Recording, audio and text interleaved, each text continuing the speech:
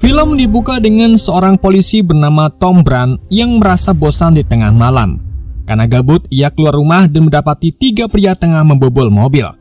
Tanpa banyak bicara, Brand mendekati mereka. Melihat sosok Brand yang tampak tenang, ketiganya mengira ia hanyalah pria biasa dan mencoba menyerangnya. Namun dugaan itu keliru.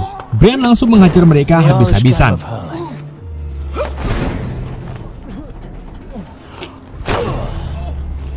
Lalu menasihati agar lain kali mereka belajar membedakan mana orang biasa dan mana petarung sungguhan.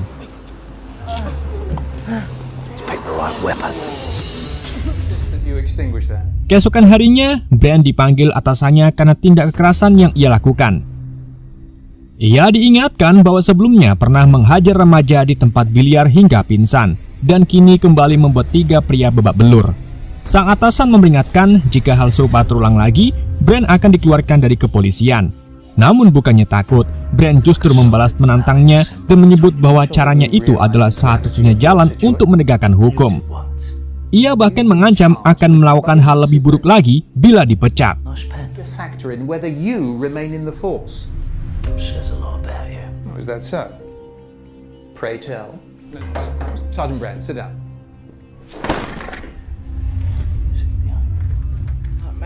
Setelah keluar dari ruangan, Brand bertemu Kopral Falls, rekannya yang baru gagal dalam latihan kepolisian. Brand menenangkannya dengan berkata bahwa semua orang pernah gagal, apalagi Falls yang baru saja keluar dari masa rehabilitasi, sehingga ia menyuruhnya untuk santai. Tak lama, Falls dipanggil rekannya untuk mengambil minuman di kantin. Tak lama atasannya menyindir isi koran yang menjelekkan namanya. Brand hanya menanggapinya dengan acuh, seolah tak peduli pada opini publik.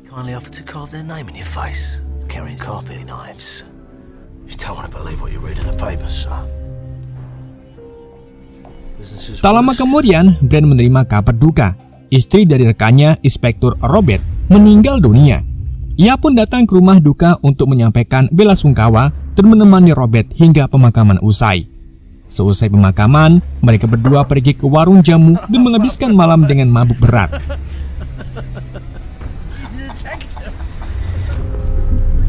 Sementara itu di sisi lain kota, seorang polisi yang sedang berjaga malam tiba-tiba ditembak mati oleh pria misterius berhoodie. Ia langsung kabur setelah melakukan aksinya. Kematian polisi itu membuat publik geger. Terlebih korban yang bernama Sandra ternyata adalah teman lama Falls semasa di Akademi Polisi. Karena peristiwa ini mencurigakan, Brand pun mulai bergerak menyelidikinya.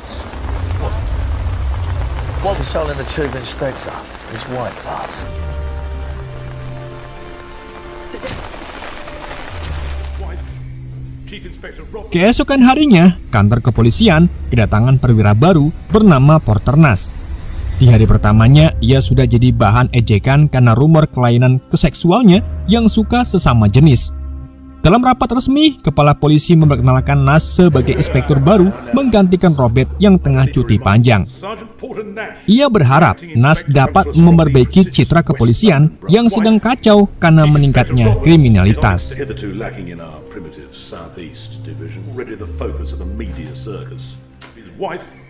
Chief Inspector Roberts is on extension. Comes to us from the prestigious West London. Sementara itu, Falls ditetangi Metal adiknya yang mengadu karena dapat masalah karena gengnya melukai seseorang. Ia mencoba meminta perlindungan hukum kepadanya yang merupakan seorang polisi. Mau tak mau, Falls pun berusaha membantunya dengan syarat ia harus keluar dari gengnya dan tobat. Now you go home and you wait till you hear from me. You involved wrecking Vauxhall, yeah? What, looking for a madness? Yeah. In fact, I'll come round your yard, I'll nick you myself. Keesokan harinya, Falls langsung menemui Brand untuk meminta bantuannya. Namun karena sibuk, ia pun menyarankan Falls menemui temannya yang bernama Craig Stokes. I need a favor. My bag. Share a snitch in Brixton. He'll be on out. No, nothing like that. He's a kid. No, you owe me one. Sementara itu, seorang jurnalis bernama Dunlop mendapat telepon dari pria misterius yang mengaku telah membunuh para polisi. Ia meminta uang besar sebagai imbalan jika Dunlop ingin tahu identitasnya dan menjadikannya sebagai jurnalis viral. Namun ternyata, pelaku pembunuhan itu adalah dirinya sendiri. reporting from inside the police killings. Maybe I'll start a journalist when I'm finished my cop quota. Hari itu juga, ia kembali membunuh seorang polisi yang sedang bertugas menunggu emak-emak sen kiri belok kanan untuk ditilang.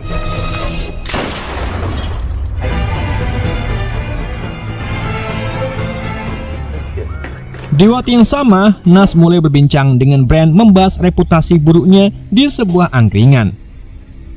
Nas ingin Brand lebih terbuka dan memperbaiki perilakunya, tetapi Brand justru ingin membahas soal pembunuh misterius yang sedang meneror polisi. Nas mencoba tetap fokus pada kelakuan Brand, namun Brand malah mengoloknya karena terus mengikutinya hingga ke toilet hanya demi mencari tahu kebiasaannya, lalu pergi. That's paperwork for me. I meant between us. Not unless you follow me to public toilets. No, that's not it. Mereka berdua pun akhirnya mencoba memecahkan kasus ini dengan cara masing-masing. Brand lalu mendatangi informan bernama Rednor yang diduga mengetahui siapa pembunuh para polisi. Tetapi sebelum membuka mulut, Rednor meminta bayaran karena informasi itu dianggap sangat mahal. Karena tak sabar dengan kelakuannya, Brand pun langsung mencubitnya keras-keras sampai Rednor menjerit kesakitan dan akhirnya mengaku bahwa bos Jim di Pechok pernah membakar seekor anjing. Ia menyarankan Brand untuk mengeceknya di YouTube karena ia yakin Jimlah pelakunya. Tanpa pikir panjang, Brand pun segera menuju ke tempat Jim milik Jim. Wouldn't every wanker who said that would be able to harass his suspects? Does this bloke get the peacock, Jim? Fucking me. Sementara itu, Nas masih kesulitan melacak ciri pelaku lewat rekaman CCTV sebab sang pembunuh selalu menutupi wajah dan tampak sudah hafal posisi kamera di setiap lokasi aksinya. It's no accident. He knows where the cameras are. Well, there must be more. Keep looking. Di malam harinya saat sedang santai di rumah, Brand tiba-tiba datang ke rumahnya. Dengan santai ia minta minum, lalu duduk tanpa maksud jelas. Ketika Nas bertanya, Brand menjawab bahwa ia sedang butuh teman bicara dan tak bisa mengontrol dirinya sendiri. Nas pun menjawab jika Brand sedang terkena burnout atau kekean pikiran. Nas pun bercerita tentang masa lalunya yang juga pernah burnout seperti dirinya. Ia menceritakan kasus pedofil yang dulu ditanganinya. Pelakunya adalah seorang pria yang memancing anak-anak masuk ke mobilnya. Pelakunya sudah ia temukan namun tidak bisa menangkapnya karena semua korban trauma untuk menceritakannya. Di kantornya, Nas malah dilecehkan oleh rekan-rekan kerjanya sendiri yang menyamakannya dengan sang pelaku. Ia dilempari peju ke dalam loker pribadinya. Karena kesal dan merasa dilecehkan, pada suatu malam, Nas pun menghampiri pedofil itu dan menghajarnya dengan tongkat bisbal hingga sekarat. Namun sejak itu, ia malah dipindah tugaskan dan tak pernah kembali ke lapangan. Saat ia tengah bercerita, Brand ternyata tertidur pulas, membuat Nas hanya bisa menghela napas dan membiarkannya beristirahat. Keesokan paginya, Brand terbangun dalam kebingungan dan buru-buru menegaskan bahwa mereka tidak melakukan apa-apa semalam. Nas menanggapinya dengan tenang, lalu mereka pun sarapan bersama dan sepakat untuk bekerja sama mencari pelaku pembunuhan para polisi. Brand pun mengaku sudah punya petunjuk. Whistles while he works. Being a good cop. I meant that. Replace me. Your uncle. Di sisi lain, Robert yang mulai move on dari kematian istrinya mencoba kembali ke kantor. Namun ia justru diberitahu bahwa posisinya telah digantikan oleh inspektur lain dan kini hanya boleh bekerja di administrasi. How would you feel about early retirement? Losing a wife. It's not easy. In an office. I just want to work. Go solve some crimes. Sementara itu, Brand dan Nas boleh melakukan tugas bersama. Mereka menuju apartemen milik Barry Weiss. Mereka menggeledah seluruh ruangan, tetapi tidak menemukan apapun yang mencurigakan. Barry dengan santai bahkan membantu mereka mencari barang bukti. Ketika ditanya apakah dia yang membakar anjing dan mengunggahnya ke YouTube, Barry tertawa dan mengaku bahwa dialah pemilik akun itu, meski ia berdalih dirinya pencinta hewan. Nas kemudian bertanya soal pembunuhan para polisi, dan disitulah Brand tersadar jika Barry ternyata orang yang dulu pernah ia hajar hingga pingsan di bar biliar. Tak ingin gegabah, Brand akhirnya meminta Nas untuk terus mengawasinya. Setelah mereka pergi, Barry mulai bersiap keluar apartemen untuk mencari target barunya. Dari kejauhan, Rednor memperhatikan gerak mereka.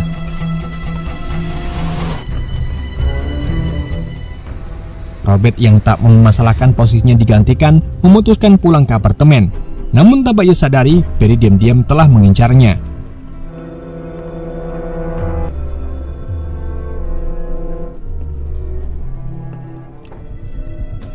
Sesampai di kamar, Robert mendengarkan ketukan pintu seorang pria yang mengaku sebagai pengantar paket. Begitu pintu dibuka, Barry langsung menodongkan senjata dan terjadilah perkelahian sengit. Namun karena gagal menembak, Barry pun menghajar Robert hingga wajahnya hancur dan akhirnya tewas.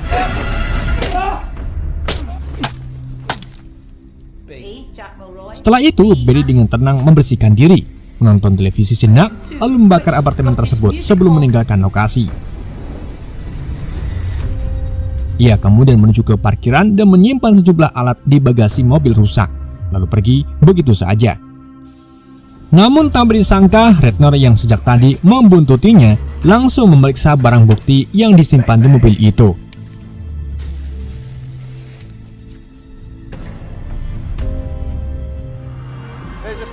Tak lama kemudian, Dunlop kembali mendapat telepon dari Barry. Barry mengaku sebagai pelaku pembunuhan berantai dan ingin dikenal dengan nama Blitz. Setelah menutup telepon, Dunlop justru menerima panggilan lain dari Rednor yang mengaku tahu orientasi pembunuh. Namun, ia meminta imbalan sebesar 50.000 pound sterling sebelum membocorkan nama tersebut. Di sisi lain, Nas dan Brand meneliti barang bukti kematian Robert. Sayangnya, sidik jari hilang akibat kebakaran. Untungnya, Brand membawanya pada satu petunjuk, yaitu tempat gym yang pernah ia datangi sebelumnya. Ia segera minta data lengkap anggota gym itu, dan satu-satunya nama yang mencurigakan hanyalah Barry. Sementara itu, Falls menemui Stokes, detektif yang disebut Brand di sebuah warteg. Ia berusaha menegosiasikan kasus yang menjerat adiknya, Metal, dan dengan mudah Stock pun setuju membantu dengan satu syarat, Falls harus menemaninya berkencan malam itu. And I try and look out for him. Meet me for a drink tonight. Underneath all that, you know, he's just a skin. Di tempat lain, Dunlop menyetujui transaksi dengan Rednor. Mereka bertemu dan Rednor menunjukkan barang bukti dari mobil rusak.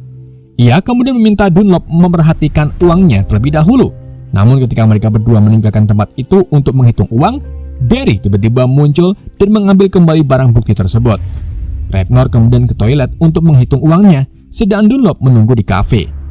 Tak lama, Barry menghampirinya di toilet, menanyai dari mana Rednor tahu namanya. Rednor menjawab bahwa ia mendapat informasi itu dari Jim Pechok. Mendengar itu, Barry pun langsung menyeretnya ke dalam toilet dan membunuhnya tanpa ampun.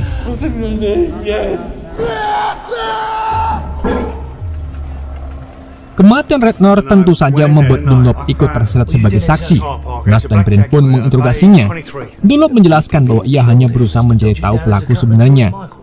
Namun, semuanya berakhir kacau.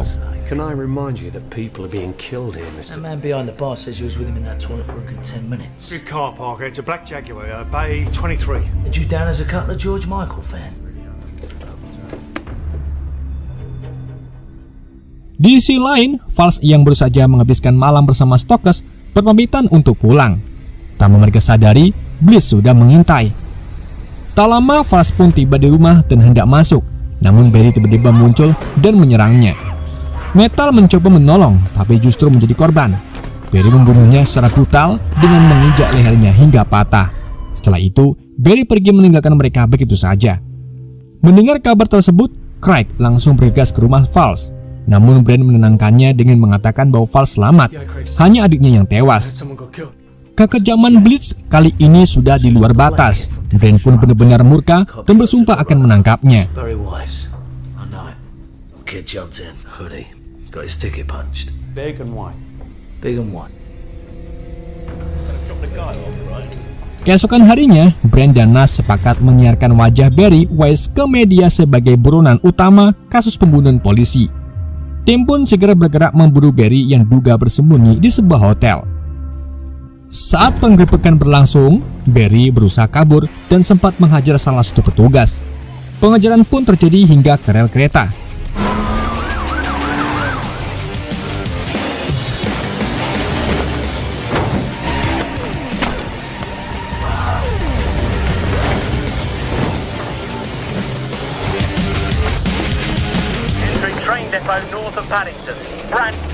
Tak lama, Brand akhirnya berhasil menemukan Barry. Namun sebelum Brand sempat menghajarnya, Barry justru menyerahkan diri dengan tenang agar tidak dihajar. Dalam proses pemeriksaan, Barry bersikap santai dan hanya meminta sandwich serta pengacara. Nas menilai Barry begitu licik karena mampu menghapus seluruh bukti, termasuk jejak pada kasus pembunuhan Robert, membuat polisi kesulitan menjeratnya. Tak lama, Brand masuk ke ruang interogasi sendirian dan mencoba menekan Barry agar mengaku. Ia mengingatkan Barry bahwa di penjara akan lebih aman, karena jika ia bebas, Brand sendirilah yang akan menghajarnya. Namun Barry malah mengejek, menanyakan apakah rekan-rekan polisi Brand benar-benar berharga. Mendengar itu, Brand pun hanya membalas bahwa insiden di bar dulu sudah ia lupakan, menandakan Barry hanyalah orang tak berguna yang tak layak diperjuangkan. Ucapan itu tentu saja membuat Barry marah.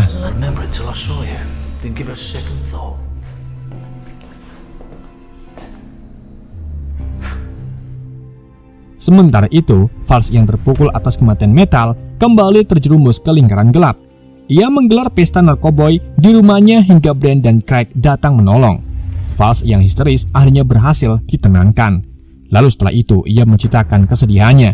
Ia mengaku Metal bukan adik kandungnya, melainkan satu-satunya orang yang peduli dan merawatnya saat ia menjalani rehabilitas narkoba. Metal sudah dianggap seperti keluarga dan kehilangannya membuat Fals benar-benar hancur. Ia bertanya apakah Barry benar-benar akan dipenjara, dan Brand berjanji akan membalaskan dendam mereka. Yeah, but really, I'm just a junkie playing at being a cop. I'm messed up, aren't I? Keesokan harinya, Barry resmi ditahan atas tuduhan pembunuhan berantai terhadap para polisi. Namun tak lama kemudian, pengacaranya berhasil membuktikan tuduhan itu tak cukup kuat. Barry pun bebas, keluar dari sel dengan senyum puas. I guess I'll see you another day. Don't worry, we're having him tailed round the clock. Pada hari itu juga upacara pemakaman Robert digelar. Seluruh jajaran polisi hadir, termasuk Brand. Tanpa ada yang menyadari, Barry menyamar sebagai polisi dan ikut hadir di sana, menunggu waktu yang tepat untuk membalas dendam kepada Brand. Namun saat acara belum selesai, Brand malah mundur pelan-pelan pergi, dan Barry pun terus membututi Brand kemanapun ia pergi.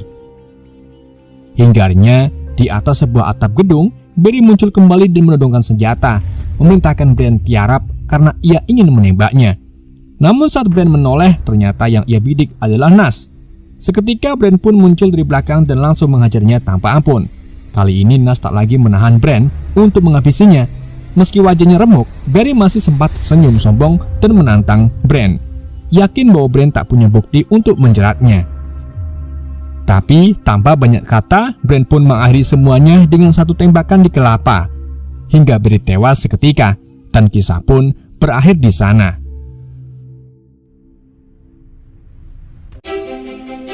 Oke guys, itulah alur cerita film Prince. Semoga kalian terhibur dengan alur cerita yang saya bawakan. Mohon maaf jika ada kesalahan dalam penyampaiannya ataupun penyebutan nama.